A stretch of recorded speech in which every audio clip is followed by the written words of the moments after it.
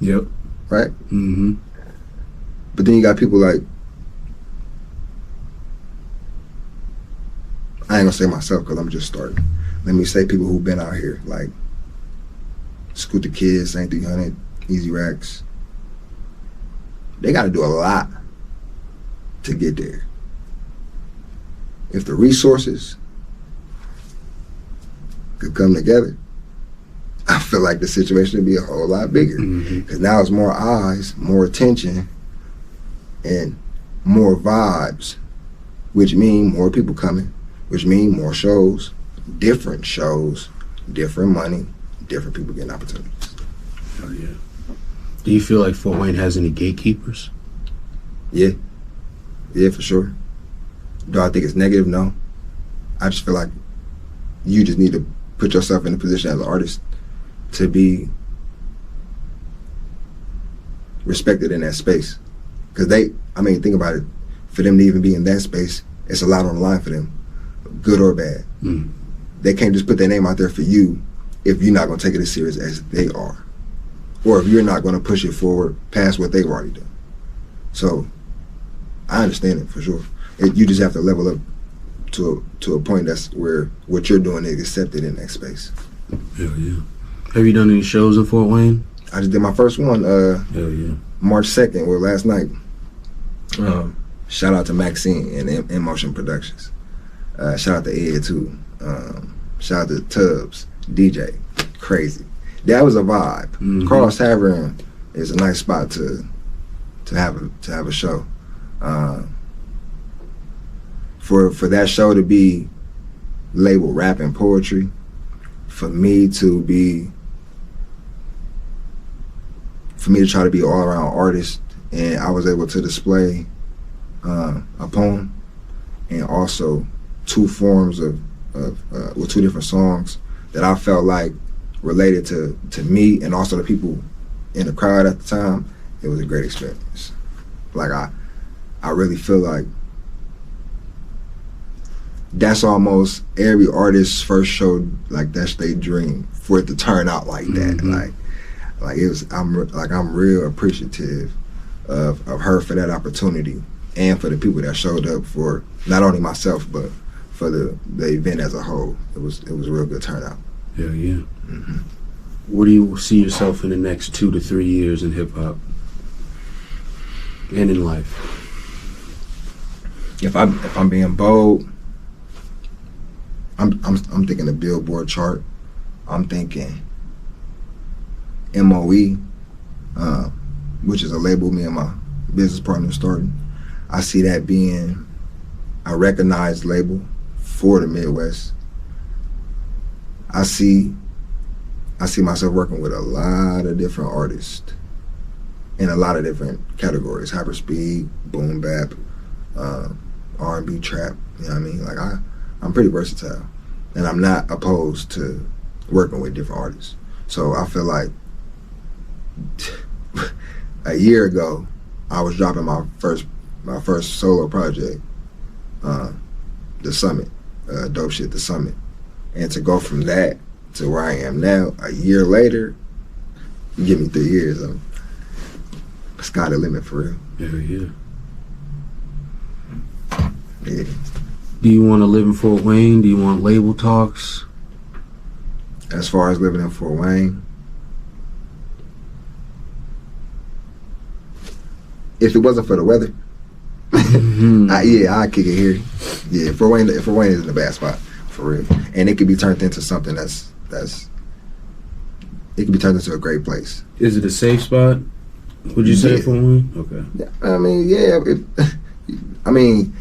Stuff happens everywhere. Right. It's not like a certain part of town is guaranteed to have issues. It's more so just, if you focused on your life and focus on what you got going on, if there's no negativity on that level, you don't have nothing to worry about. Now, again, things happen. But no, Fort Wayne is a great place. Hell yeah. Are you single? No, I'm not. Okay. No. How do you balance a relationship with your family, music, work, and still making results? Because obviously nobody wants to wait for results or putting out you putting out new tapes. I know you were grinding. Man, it's really just the communication, like, and her understanding.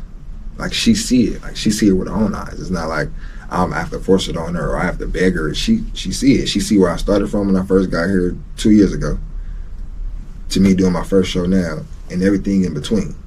So she like, well, look, what you need? Like, what do you need me to do in order for you to still do what you're doing and also do that? So that communication alone is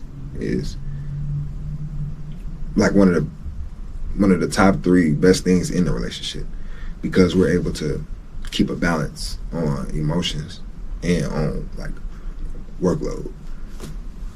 Hell yeah. Because she has a 5-year-old about to be 6, so for me to go from no kids to 2 and from her to 1 and now a relationship, with a son, it's just as hard on her as it is on me. You know what I mean? So I can't be all of my ego about it. You know what I mean? I gotta understand what she got going on too. And as long as we keep that balance, we can always build and move forward. So it's really cool for her.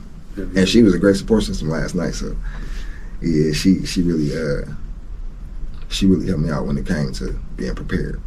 Hell yeah. Any closing remarks or anything we can look forward to here coming soon? Yes. Be on the lookout. Dope Shit, Red Devil Volume 1. I got some fire features on there. Mocha Key. Yep. She gonna make another appearance. Shout out to her. That's my dog. Whitney. Yeah, she fire. Whitney Harvey. Billy Revolti. Her lyricism is different. Like she really brought that fire. And then Rocky Bad out of Detroit, Michigan. Mm-hmm. She gonna bless me with one.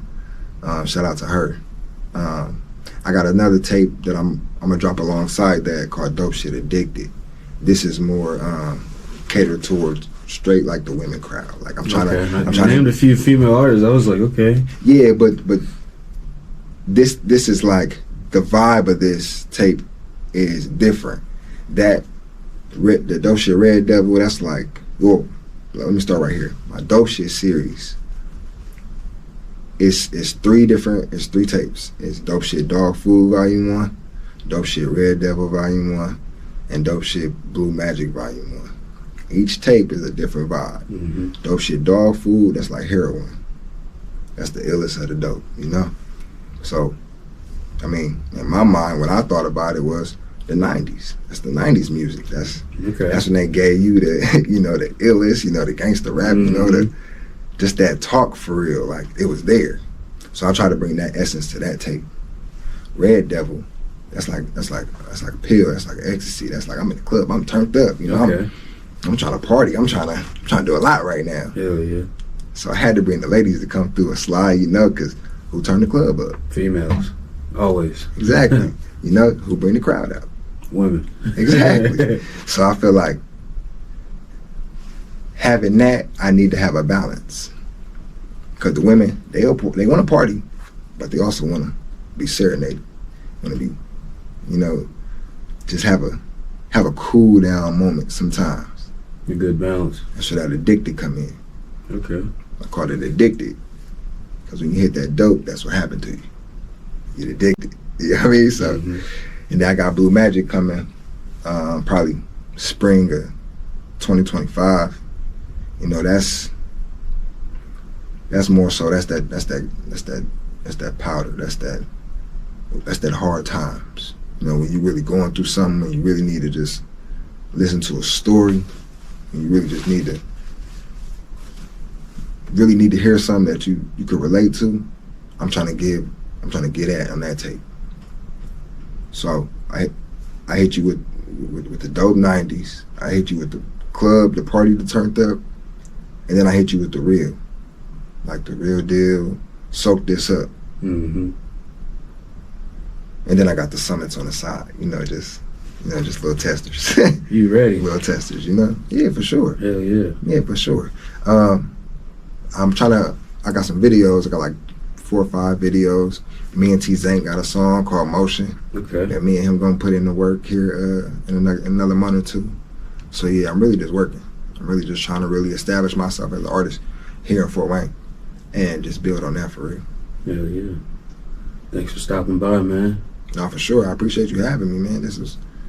Well, if I could ever come on again, Definitely. hopefully, I got some updated stories then. Hell yeah. Some updated to talk about. So we can check back in at the end of the year. For sure, definitely, Hell yeah. Thanks for stopping by, man. for sure.